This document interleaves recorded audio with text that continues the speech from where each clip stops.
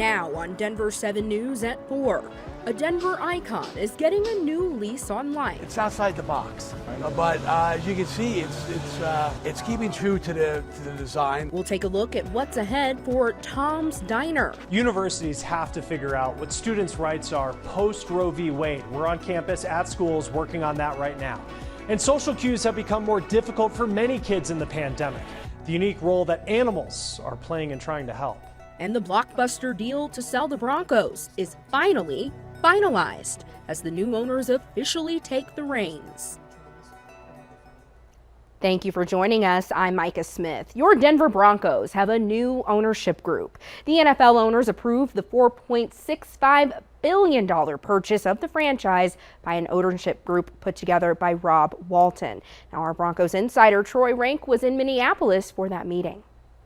An historic day for the Broncos franchise as NFL owners unanimously approved the $4.65 billion purchase of the team by Rob Walton. They made it clear, especially Rob Walton, that the family's foray into sports centered specifically on their connection to the Broncos. The Broncos are the one sports franchise that we would have considered buying. We have connections.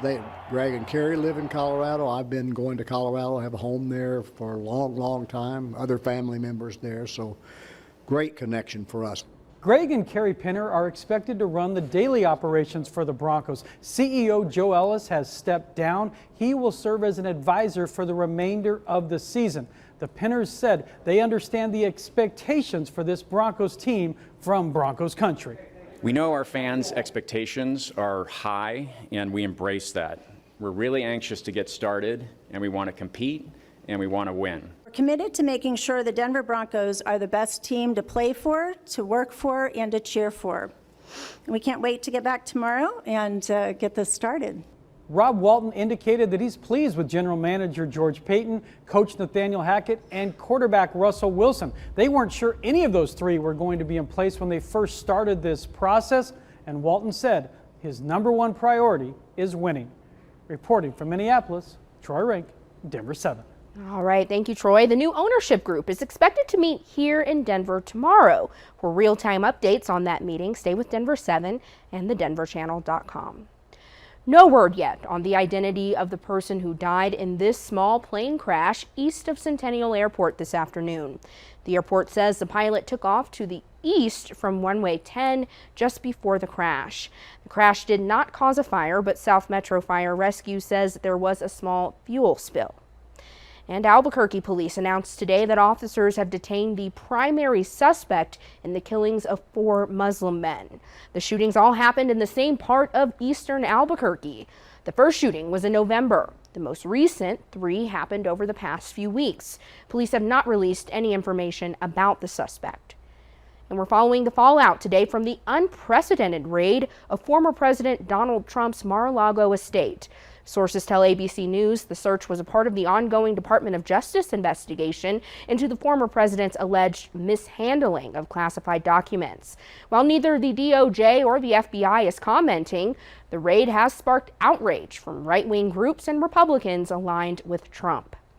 So I think every Republican believes that the FBI, when it comes to Trump and other organizations, have lost their mind. To have a warrant, you need justification, and that says that no one is above the law. Trump is in New York today and did not comment to reporters. He has issued a statement calling the raid a political assault. Today, President Biden signed a bill into law giving U.S. companies billions of dollars to make more of the microchips we rely on for so many of our products that have been in short supply. It's called the CHIPS Act, and the president says this law will boost competition with China.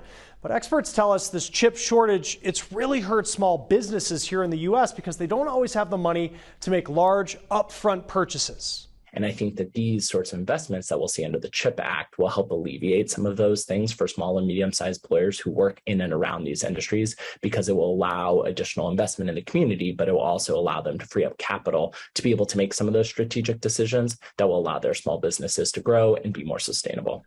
That's Rhett Buttle. He spoke to us. He's a business and policy expert and says that smaller businesses that rely on microchips are just some that will benefit. I think a lot of us, when we think about manufacturing, we think about the big folks who are doing the work. But the reality is small and medium-sized manufacturers power our country, and it's all across the country, and there's a lot of important jobs that are created. He says there are small businesses that contribute to the chip supply chain that will see gains once more manufacturing is brought back to the U.S. And when those facilities open, places like nearby mom and pop restaurants will see more customers as well. After 2 straight years of online shopping getting more expensive, prices are finally coming down. New numbers from Adobe show a 2% drop from June to July compared to the same time last year. Now, it's only 1%, but e-commerce experts say even though it's a small decrease, it's a big deal because it breaks the inflation streak. However, the numbers do not include online groceries, and Adobe reports those prices are still surging.